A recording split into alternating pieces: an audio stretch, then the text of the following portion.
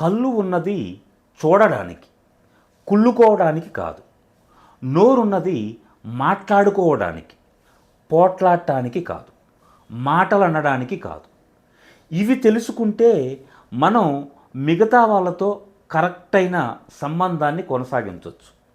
ఎప్పుడైతే నాకు హోదా ఉంది, నాకు స్థాయి ఉంది, నేను డబ్బులున్నాయి, నా వెనక ఆస్తులున్నాయి అని మితిమీరి గర్వంతో ప్రదర్శించి అనరాని మాటలు అంటూ నోటితో వాళ్ళని బాధ పెడుతూ ఉంటే ఎదుటి వాళ్ళు ఎంతో బాధపడతారు.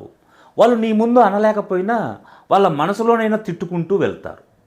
నేను చెప్పేది ఏంటి అంటే, డబ్బు, గర్వం, హోదా, పలుకుబడి ఇవన్నీ కూడా ఎంత ఉన్నా కానీ నువ్వు మాట్లాడే తీరును బట్టే నీకు నిజమైన గౌరవం దొరుకుతుంది. ఒకవేళ నిన్ను వాళ్ళు ఏమి అనలేకపోయినా కానీ పక్కకు వెళ్ళినా కానీ నిన్ను తిట్టుకుంటూ వెళుతారు.